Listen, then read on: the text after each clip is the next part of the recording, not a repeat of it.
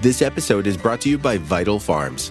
Isn't it bullshit to have to question where your food comes from? At Vital Farms, you can trace your pasture-raised eggs all the way back to the source, the pasture. On the side of each pasture-raised carton of eggs, you'll find the name of the farm where your eggs were laid. And when you look the farm up on their website, you'll get a peek at all the sunshine, fresh air, and open space the hens enjoy. Learn more and find out where to buy them at vitalfarms.com. Vital Farms, keeping it bullshit-free. 'Tis the season to shine with H&M. Discover the holiday collection and find fashionable pieces for your wardrobe or for under the tree. Get inspired and dazzle with this year's glam. From tuxedo styles, bow detailed pieces, impressive prints, and more. From unforgettable looks to unforgettable gifts. With fashion finds to home decor, find it all at H&M. Treat your loved ones and yourself this season. Shop in-store or at hm.com.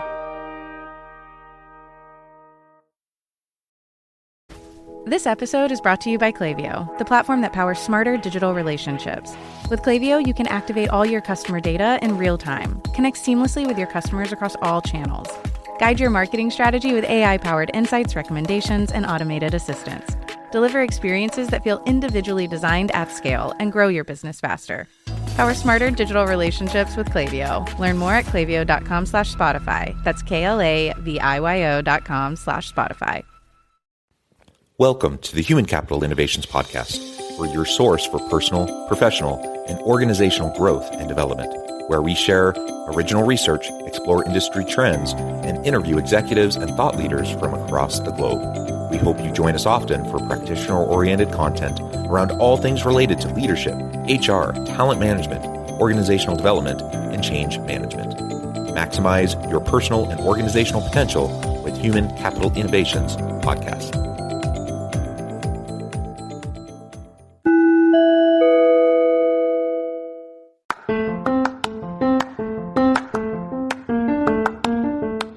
If you enjoy the Human Capital Innovations Podcast, enjoy ad-free listening by going to the Patreon page, and please consider contributing even at the producer or sponsorship level. And please leave a review. Thank you for your support.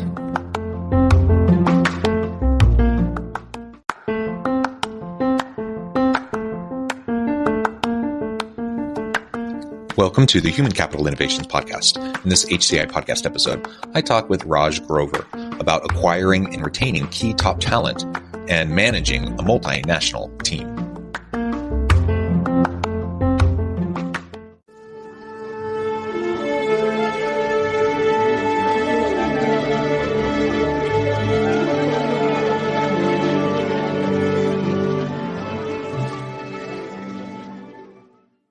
Raj Grover, welcome to the Human Capital Innovations Podcast. John, thank you for having me. It's a pleasure to have you. I'm super excited to have a wonderful conversation about acquiring and retaining key top talent and managing a multinational team. This is just a fantastic topic, one that I am super interested in. So I'm excited to pick your brain and learn from you and have a nice dialogue. Where are you joining us from today? I'm in my office in Calgary. Calgary, wonderful. And I'm south of Salt Lake City in Utah. As we get started, I wanted to share Raj's bio with everybody. Since starting his first company at the age of 22, Raj has established himself as one of Canada's foremost business strategists and deal makers. He is the founder of High Tide and its subsidiary companies of Valiant Distribution and Canna Cabana, while also being the co-founder of High Tide subsidiary Famous Brands through organic growth and strategic acquisitions. Raj has grown High Tide from one small shop of 2 employees in 2009 into one of Canada's largest cannabis retailers with over 1,000 amazing team members and business interests spanning North America and Europe. And I could go on and on and on, but I'm going to just pause there and give you a chance, Raj, to share anything else about yourself that you would like listeners to know about your background or personal context, and then we'll dive on into the conversation. Sure, John. I think you've summed it really well, and thank you for that. I am the founder, president, and CEO of High Tide. For a little bit of background, High Tide's story began in 2009 with just an independent smoke shop called Smoker's Corner, and I grew that business into 19 stores organically. 10 of those stores were franchised. Decided to take the company public in April of 2018. By December of 2018, we were a publicly traded company. I've always been sort of a diversified business. Even when I was an independent business owner, I was not only managing my retail shops or developing retail shops, we were also designing, manufacturing, and distributing cannabis consumption accessories, which we still do until today. But the business has evolved quite a bit, which I would love to speak to you about. Today, High Tide is Canada's largest cannabis retailer through the Canna Cabana brand. We have 139 stores operating in the country. We are a corporate-owned portfolio, so we don't do franchising and other licensing deals on the retail front. We own it all here in Canada. We have been a leader in cannabis retail in Canada for quite some time, and that momentum is very much continuing for us. And we're doing it with a bit of a balance of organic growth and accretive M&A. And I say accretive because every single one of the deals that we've done is accretive. But again, coming back to the story, transition from a private company into a public company in December of 2018. And haven't looked back since. And, today, like I said, we have a 139 store portfolio in Canada and growing very quickly. We have a goal to reach 150 stores by the end of the year. I think we will beat that goal quite handsomely, but let's see how things go. And then to supplement that, we are also in the CBD segment and the consumption accessory segment. So we operate in three main business segments, which is THC, CBD, and consumption accessory. CBD and consumption accessories through our online platforms. We acquired 6 businesses in the United States and internationally, 5 in the US, 1 in the UK last year alone. We've slowed down on that a little bit. I have my reasons, which I would love to discuss with you. And we're focusing more on the Canadian brick and mortar side, where our concept is literally skyrocketing and taking off. So I want to make sure we capitalize on that momentum. Yeah, super, super interesting. And I'm interested in learning a little bit more about your M&A strategy here in the U.S. How has it benefited High Tide? And, specifically in relation to our conversation for today, acquiring and retaining key top talent globally, that's a challenge for any organization. And how have you gone about trying to do that? Sure. So, like I said, M&A strategy is focused on both in brick and mortar stores here in Canada, which we are presently very focused on. And historically, last year, we acquired a bunch of e-commerce platforms, which we are very much looking forward to ramping up the pace again, given at the right time. And again, there's reasons for that is where our equity price is sitting today. Just like every other cannabis company, we've taken a big beating, not because of our own doing, but more, guilty by association, I like to call it, with our very exciting but unique cannabis industry. So, when you talk about retaining top tier talent, John, you've summed it correctly. It's getting more and more difficult to acquire top tier talent. But we have 2 ways of looking at it. We've got talent that we hire here in Canada through our brick and mortar stores, which is a highly regulated landscape, as you understand the THC that we sell, THC products that we sell in our stores. So, Canada's not made it easy in terms of, because it's a regulated business, it's understandably so. Our staff has to, generally for any staff to work in a retail store in Canada, they have to get at least a base level certification to become a bud tender. Or, they have to have some sort of certification as a prerequisite to work in our retail store networks, which definitely makes it difficult to find and retain and manage the staff here on the THC side of things. And then, we operate in bigger cities and also some smaller towns. It makes it even more difficult in smaller towns because the pool of people is limited.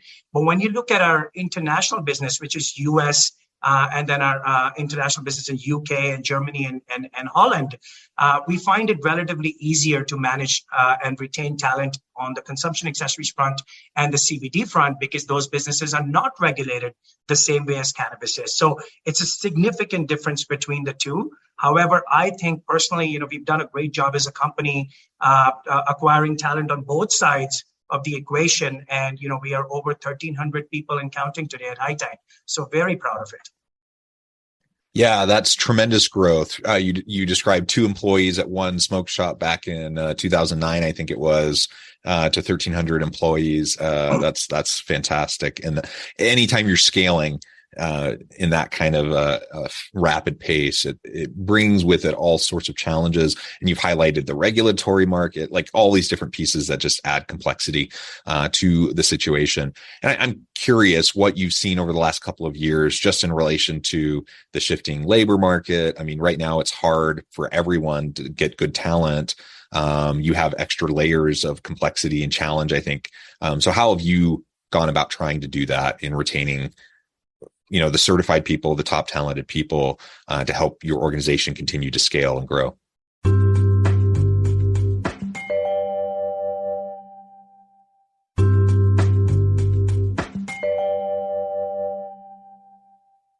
Sure. So, you're right, John. Not only does growth lead to a lot of major challenges, given today's environment, what's happening in the world, all companies are finding it very difficult to, retain and manage good talent. And while we are dealing with some of these same challenges, the high tide approach to talent has always been a bit different. So, for example, when we're pursuing M&A targets, we're not just looking for companies to acquire, but we're looking to acquire strong management teams that will be vested in our success jointly. And I think this is a very critical part, because if you're just going about about your growth and you have not looked at how are you going to manage your human capital, that growth will be lost eventually. You will not be able to execute and deliver on an ongoing basis. You may be successful in the short term, but in the long term, it will pose a lot of problems.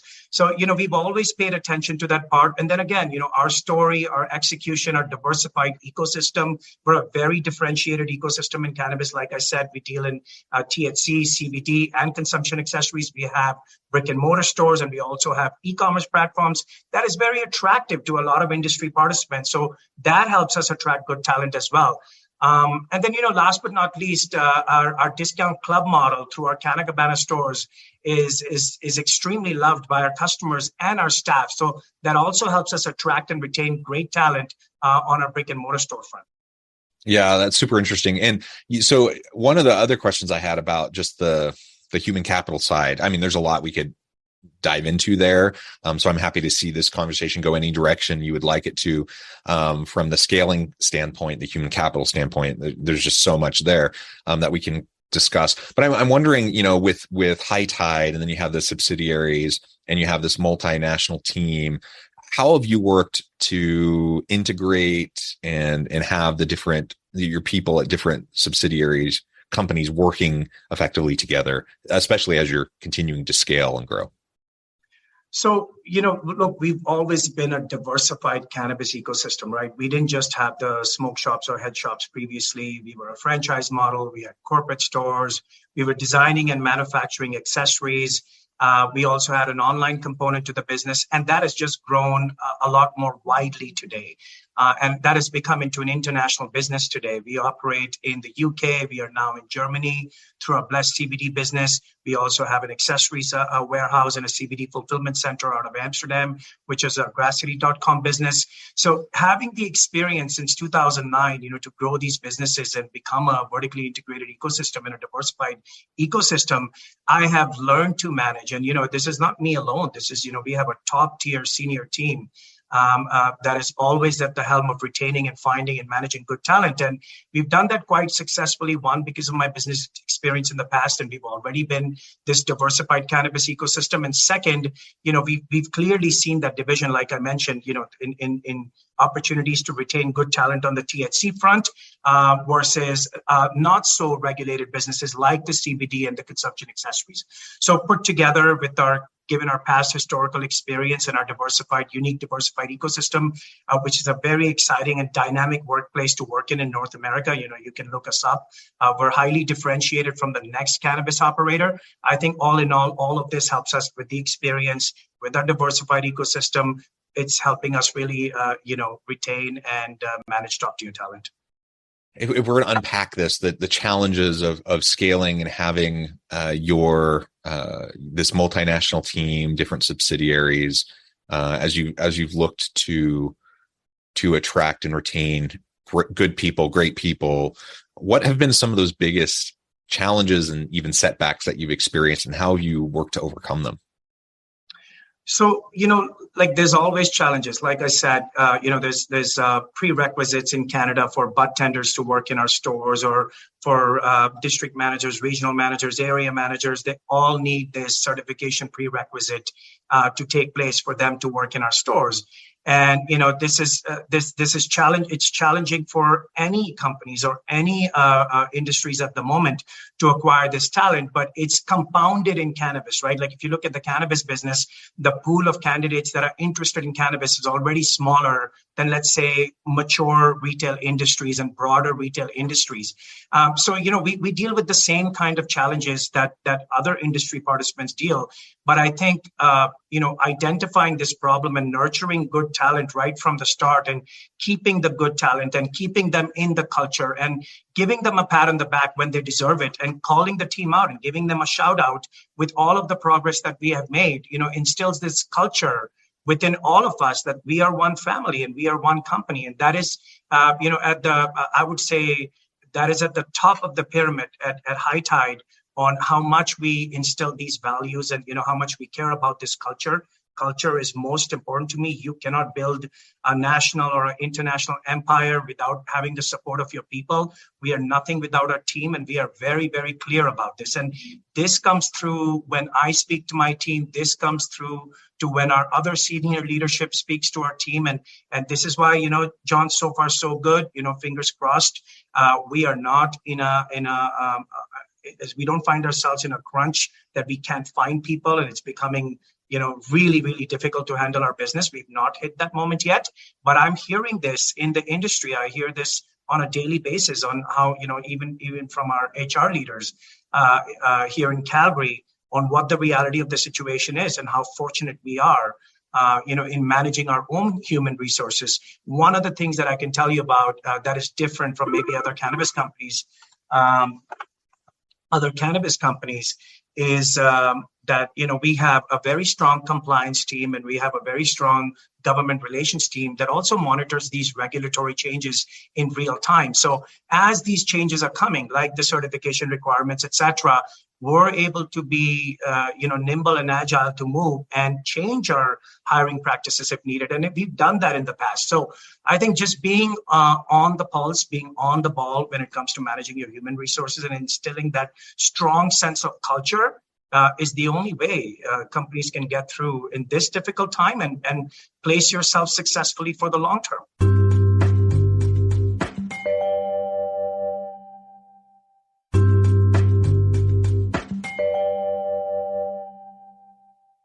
Yeah. And I like your focus on, not only you're clearly attentive to the human capital pieces of all this and the importance of your team. You're very much attentive to the inherent challenges that come with rapid growth and scaling. And ultimately you want to do it in a sustainable way. So kudos on all of that, because that's not necessarily what I hear consistently when I'm talking with people in different organizations who are leading different organizations.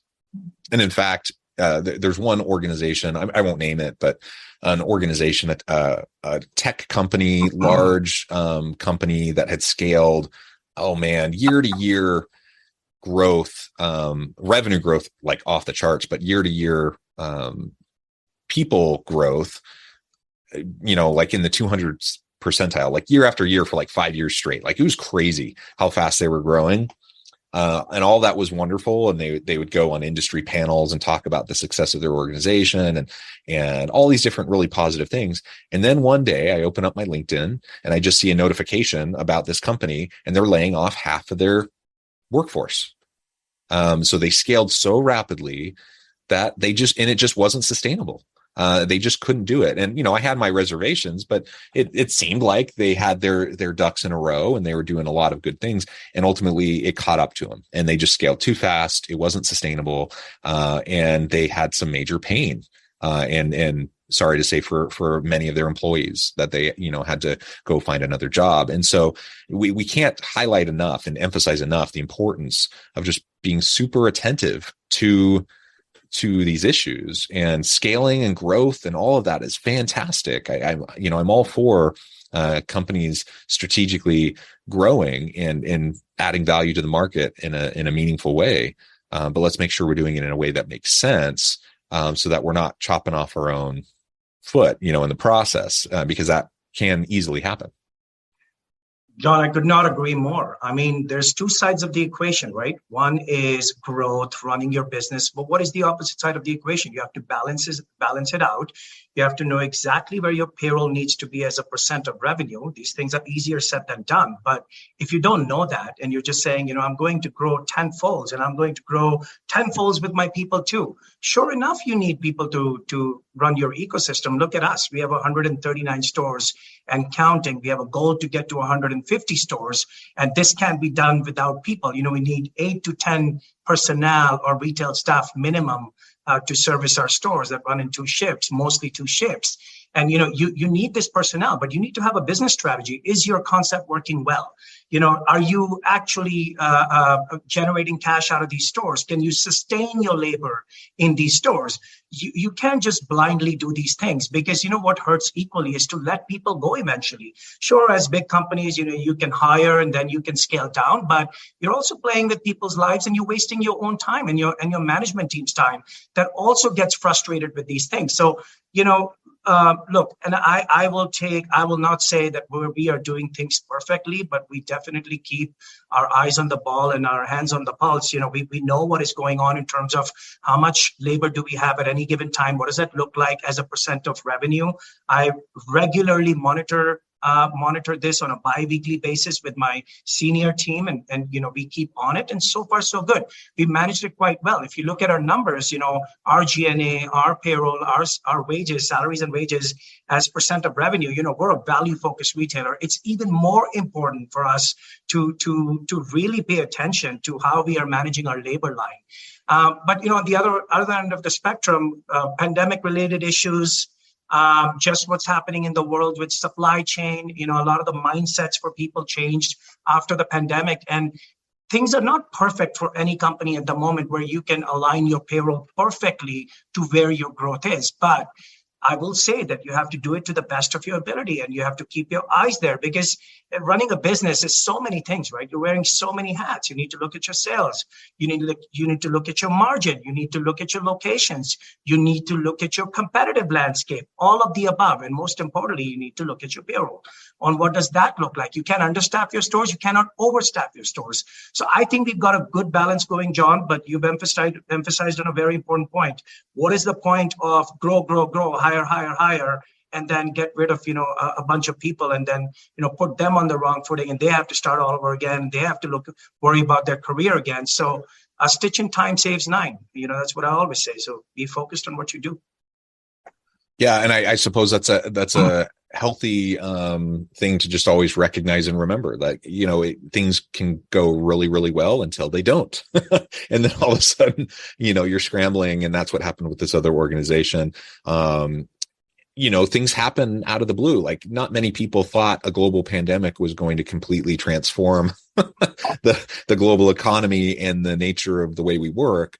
And yet it did. And so, there's things that we can't foresee, but we can try to, look into the future and forecast and be strategic, so that at least we're in the best, possible situation, to be responsive and to be agile. So I think all of that is fantastic. Well, this has just been a really fun conversation. I know you're going to have to go here in just a few minutes before we wrap up. I just wanted to give you a chance to share with listeners how they can get connected with you, find out more about your work, and how they can work with you and your team. And then give us a final word on the topic for today.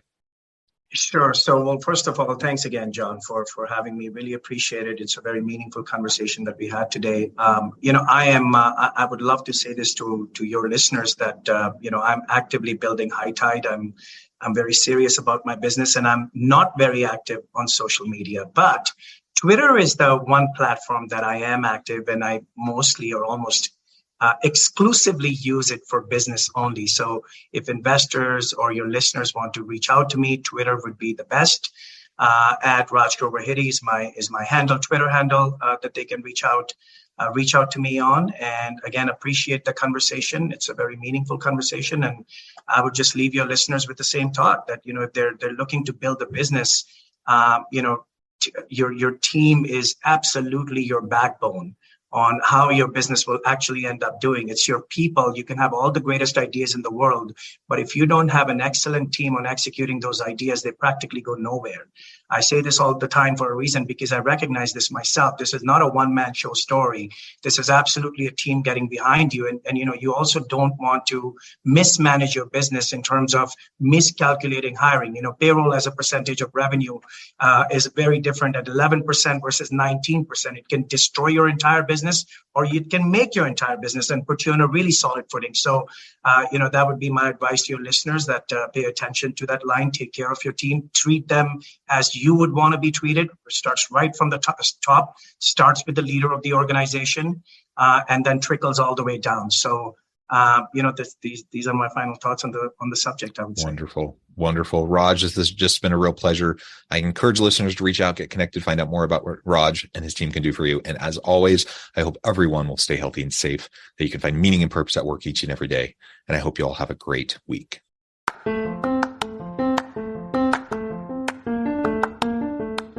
If you enjoy the Human Capital Innovations podcast, enjoy ad-free listening by going to the Patreon page. And please consider contributing even at the producer or sponsorship level. And please leave a review. Thank you for your support.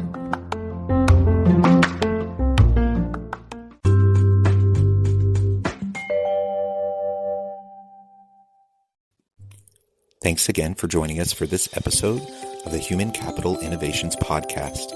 I hope you stay healthy and safe and that you have a great week. Well, shopping for a car? Yep, Carvana made financing a car as smooth as can be. Oh, yeah? I got pre-qualified instantly and had real terms personalized just for me.